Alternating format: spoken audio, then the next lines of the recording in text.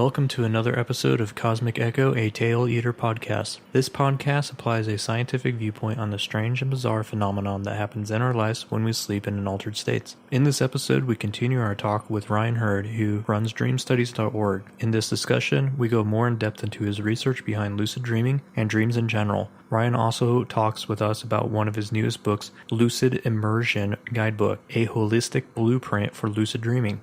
If you'd like to learn more about Ryan's work, you can visit our website at taileaters.com/CE podcast. You can also support the podcast by going to the same website and clicking on our Patreon page. Well, without further ado, let's get to the interview. What have you done to maybe overcome, or what would you consider the best way of dealing with those types of terrifying beings or creatures that you experience when you're lucid dreaming? Well, there's different situations for different people, but I can definitely tell you that it is the best place in the universe to practice compassion. Okay. Active compassion, to actually love the despised, to do, when I was in college, we read the suffering servant passage in the Old Testament in Isaiah, and it's where this, God shows up as this despised figure, as this beggar figure with boils all over him, and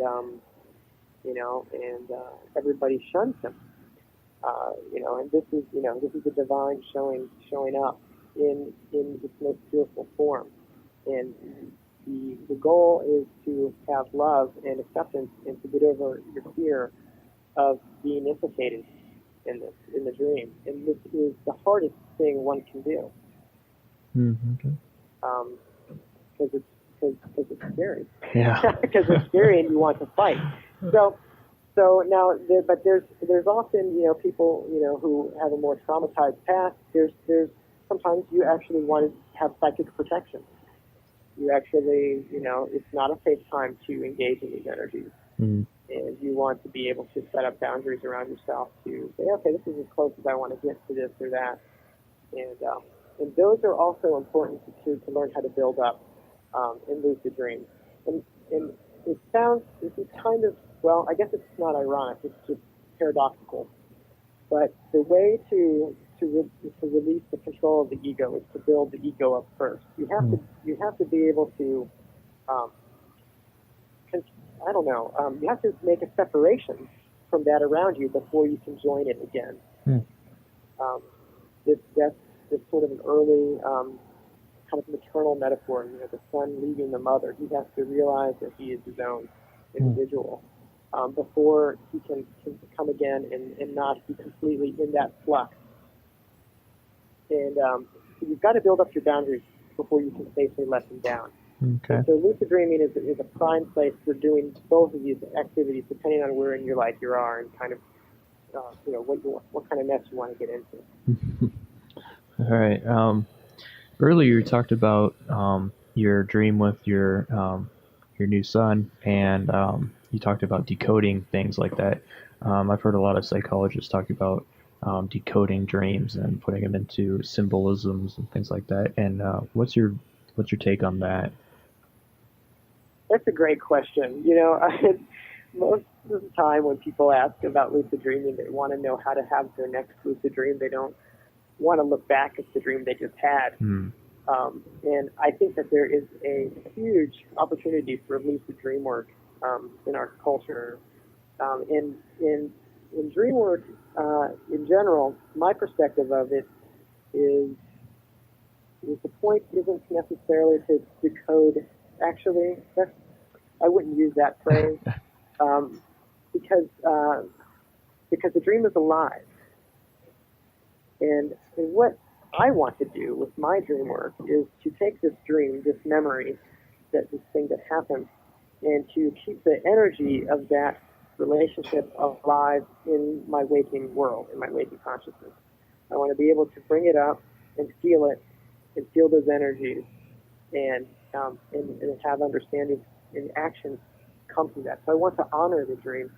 That's not to say that you can't look at dream symbols and interpret things and say, hey, rose equals this feeling, because sometimes these things are accurate, but the point is that, the dream is not a dead piece of literature to pull apart. Mm-hmm.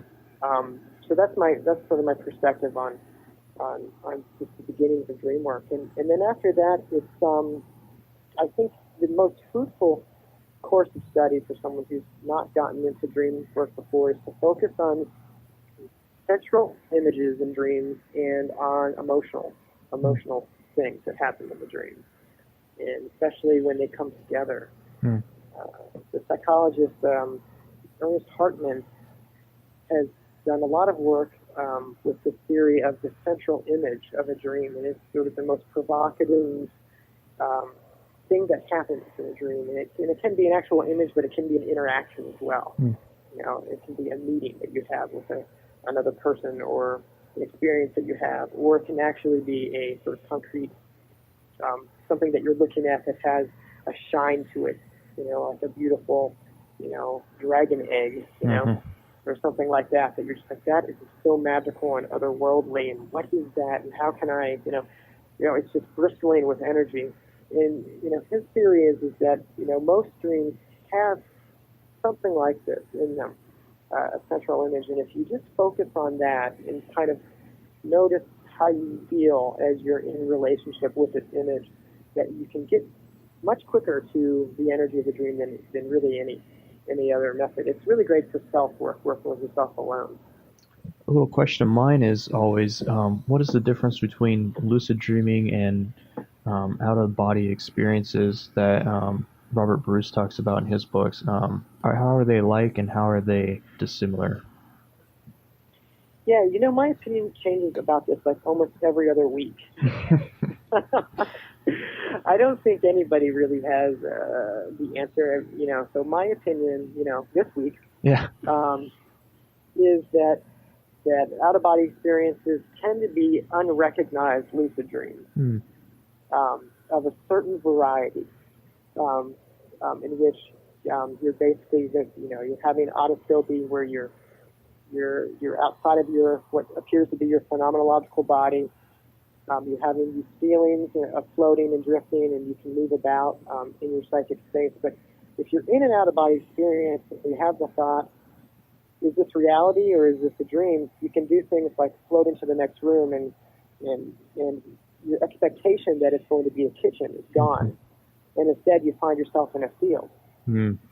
And that's, what happens a lot of times in these kinds of experiences is that I think that the expectation that this is phenomenological, this is, material reality that I'm encased in, kind of cements, the house in sort of the map of where we are in space and time. That said, there's some really freaky things that happen with some people's out-of-body experiences in which they go on longer trips, where they go and they fly, out above the city, above the tree line, and they go visit people, and they have conversations, and then they wake up the next day, and their friend calls them and says, "Hey, I had a dream that you were at my house last night, and we had this conversation." And so you hear so many accounts of, what we would call telepathy, or psi, that occur along with out-of-body experiences, that it really begs the question, okay, well, maybe some of them, are more real than others. Mm-hmm.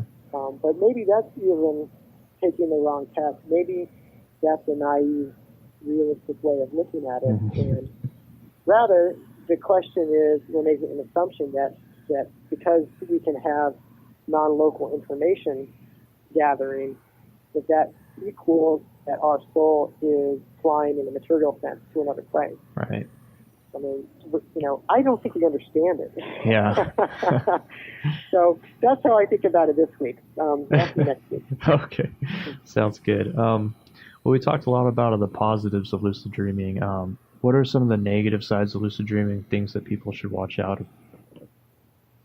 Yeah, well, I think a lot of that is actually pretty overblown.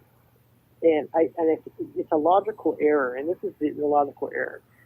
There are people who are mentally ill, and people who are chronically depressed, and there's people who have all kinds of schizophrenic affective disorders who have a very active dream life, and they have lucid dreams. And it's just simply a matter, of course, that especially when you get towards sort of the schizophrenic disorders, REM sleep is often super active. And they essentially, they have a syndrome of dreaming too much. And the dreams project onto their waking reality, and then you have the confusion of, is this a dream? Is this reality? Now, that doesn't mean that going into lucid dreaming makes you schizophrenic. Okay. That's the logical fallacy there. And there's really, no clinical reports that I've ever heard of in which somebody essentially loses touch with reality by getting into lucid dreaming. It was actually an explorative process. When you're in the dream, you often question, am I awake or am I asleep? And that is a normal thing to think in the dream. But usually, it's that we don't have those thoughts when we're actually awake. And so for myself, if I'm seriously questioning if this is reality or a dream, it means I'm dreaming. Makes sense. I'm noticing perceptual errors. I'm saying I feel really funny. Maybe I'm very emotional. Something's off. And I'll question, is this a dream or is this reality? And I've triggered myself. If I ask that question, it means I'm dreaming. Interesting. So, yeah, and so, and this is an important point because it gets, I think, confused in the media a lot, especially with the Jared Lautner case. Yeah. In the Tucson shooting from last year, and the tragedy that occurred there is that here's a mentally ill person who was also interested in lucid dreaming. And it definitely caused some confusion in the media about what this means. And then there's another kind of cultural tie-in to Alan Hobson and some of his colleagues' theory that dreaming is psychosis. Essentially, when we're dreaming, we are in a psychotic state of mind. And now these are clinical, neurologists and psychiatrists who are saying, well, if we understand the dreaming mind, we'll understand people who are ill better because they're similar states of mind. And so he's made this association for something like 30 years. Wow. Dreaming is psychosis, and it's one of his sort of central metaphors, for psychosis and for dreaming. And I think that kind of that the media culture kind of they Google around and do some search terms and they come up with some of these ideas and are led to believe that lucid dreaming is like the fast path to psychosis.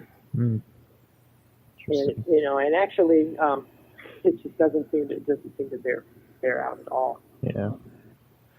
Okay. Well, is there any places that people can find your book online, or I know you have a website, dreamstudies.org. Anything specific that you want out to the public? Yeah, dreamstudies.org is definitely the best place right now to find my work. My book, Sleep Paralysis, is on Amazon, and the Lucid Immersion Guidebook will be on Amazon very soon. We're working on that. Actually, by April 2012, it should be on the market. But for now, dreamstudies.org is the place to find. Oh, great. Well, Ryan, thanks so much for joining us again. It's always a pleasure to talk to you and hear everything about dreams. I'm always interested in dreams myself, so I'm sure everybody else would be just glad to hear some more new information about them. So thanks so much for joining us. So great. Thanks for having me on. It's been a pleasure. Yeah, thanks, man. If you enjoyed this episode of Cosmic Echo and would like to learn more about Ryan Hurd and his work, please visit our website at tailleaders.com/CE podcast. And also there you can support our podcast by clicking on our Patreon page. We look forward to bringing you additional episodes in the near future, but until then, happy dreaming.